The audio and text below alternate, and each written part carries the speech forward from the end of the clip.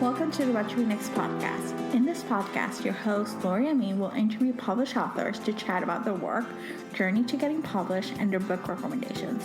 If you share a passion for books and always looking for your next read, then join us. Hi, Seressia. Welcome to What to Read Next podcast. Hi, thank you for having me. So happy to have you here. So tell us a little bit about yourself. Okay, well, I have been a published writer for longer than I might care to admit, since 2000, honestly. And this makes book number 27, 28, something like that. I am a slow writer, but I can say that at least I've had one thing a year. I was on a little hiatus for some health reasons, but this is probably book 27 or 28, somewhere in there. Oh my God.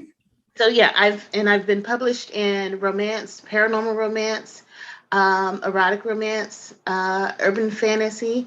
So I've done a little bit of everything because I'm like that dog in Up, where I just have a short attention span and I just keep bouncing from project to project. I have multiple interests in things, so I write what I love. So I love this. So, question: were you always a romance reader before you started writing romance, or what came first, writing or reading? Reading, because I've been a reader since I could string letters together and know what they meant. So yeah, I started in science fiction with Ursula K. Le Guin, Madeleine L'Engle, all of those kind of books, and then I can't remember, probably grabbed them, like everybody else. They found their mother's Harlequin stash, and I started reading those. And then I started working in a bookstore part-time to fix my book reading habit, and just discovered romances and started with historicals, and it just kind of expanded from there. So definitely was a reader before I was a writer. And yeah, I just love stringing stories together. But yeah, I was trying to write like fantasy way back when in my teenage years. But then, once I discovered romance and all the different subgenres of it, I'm just like, oh my gosh, this would be cool. And so, yeah, I joined a writers group, and that set me on my path. That's amazing. So let's chat about the love kind. What is the elevator pitch? What can readers expect here? So basically, the love con is kind of it's just a geek book. So I am a geek and a nerd, and I just love things like going to Dragon Con and wearing costumes, and that whole love of costumes and cosplay. Okay, the book is about cosplay. And so, I've been a fan of that since, going to the Renaissance Festival and buying my first corset and dressing up as a tavern wench. So inspired by all of that and my love of that, the love kind of set around a fake reality TV competition that centers around cosplay. So Kenya's made it, my heroine, Kenya Davenport, she's made it to the final round, but to win the prize money and make her dreams, come true, because she wants to turn her hobby of making costumes into a full-time business. So she's got to take a production crew back home with her, and she's got to make a couple's cosplay with her partner, her significant other. Problem for her is that she's very happily single at the moment. So, but she's got to make a decision. So on live TV, she blurts out the name of her best friend and her roommate, who's Cameron Lassiter, who's also cosplayed with her, over the course of their friendship. So Cam, despite being surprised, he agrees to be her fake boyfriend for the show. And so now they have to convince family and friends and the production crew that they are actually a couple.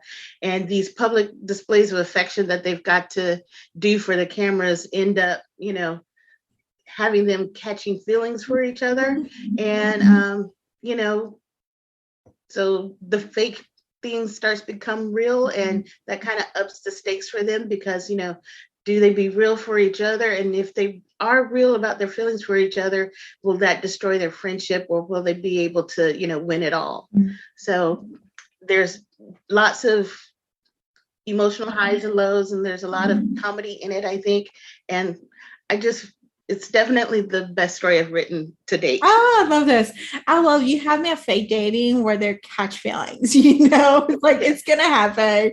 Like it's just like it's like a trip. I'm like, I love it. And they're like, well, we sort of have to fake it. And then you're like, but I like you, you know, and I don't know how to tell you that I like you more than fake, you know. So I love this. And so you mentioned you love cosplay. Which is like your favorite cosplay costume, you know? Well, I have done just kind of dress up. So I've done some steampunk. I've done, pirates, because, that whole corset and winch thing really seems to be really good one. And then one time I dressed up as Isis. So I had the crown, I had the collar, the ankh, the golden wings. So that whole thing was probably my most elaborate one that I did.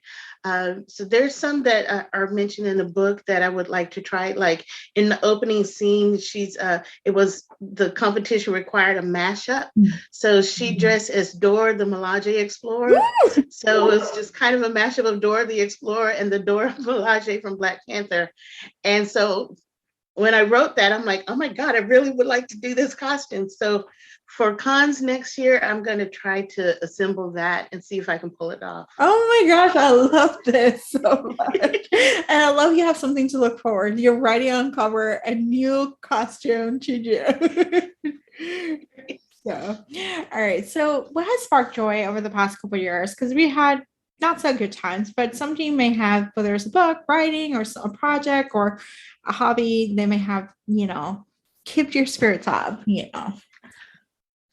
Believe it or not, watching K-dramas, Korean dramas,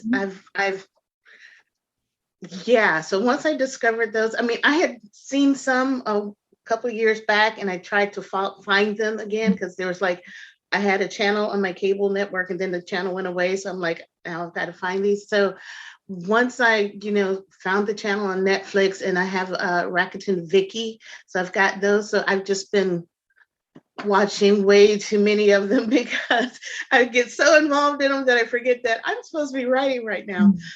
So I tried to save them as a treat. So, and watching an anime, just all of that, ancient alien marathons, because it's a great diversion for that. All of those things have been kind of sparking joy for me. And of course, when it's warm, I can sit out on my back patio and watch the hummingbirds fight at the feeders, because they don't share. They don't like to share. They will dive bomb each other. And it's just really amazing to watch them gang fight over the hummingbird feeders. So those have been the kind of things that have just kind of made me happy over the last couple of years. So when I need a break to be happy, that's what I do. I love it. So let's try some book recommendations. Which books would you recommend our listeners to pick up? Oh, there are so many. And I know that my friends, my author friends, are going to be mad if I don't mention them. But ones that I really love is the series that Farah Rashan is currently doing, The Boyfriend Project, The Dating Playbook, and I think she's got a third one that's going to be coming out. So I really love those. Well Met by Jen DeLuca, that series, I really like that. And the ones that Olivia Waite is doing right now. Olivia Dade, I'm sorry.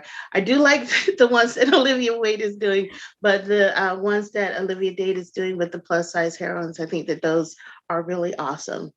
So yeah, and I have a bunch of, my friends are doing excellent with their books, and I just love them to death. Quanah Jackson's How to Marry Keanu Reeves in 90 Days. That one was a hoot and a half, so I really did enjoy reading that one too. So yes, those are excellent recommendations. So tell us where you can find you online. You can find me online at basically, if you can spell my first name, Seressia, you can pretty much find me. Twitter is at Seressia. My website is SheressiaGlass.com, and my Instagram is also Seressia Glass. And on Facebook is author Seressia Glass. So basically, yeah, if you can spell my name, you can find me. I love this. Thank you, Seressia, for being on the show. Oh, thank you for having me. I really appreciate it. It was great.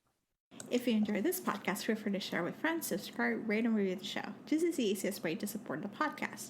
Today's episode's partner is Libra FM. If you're an audiobook listener, then you should add Libra FM as your go-to source for paid audiobooks. Libra FM makes it possible for you to buy audiobooks through your local bookstore. Memberships start at $14.95, and they also have great sales for romance audiobooks each month for $3.99, thanks to the Kiss Club. To sign up for Libra FM, please visit whattoreadnextblog.com/LibraFM. You will receive a free audiobook when you sign up for a monthly subscription. If you purchase a subscription through our link, you will be supporting the podcast at no cost to you. The What to Read Next podcast is part of the Frolic Podcast Network. Please visit frolic.media/podcast to discover new shows to tune in. Thank you so much for listening and have a great day.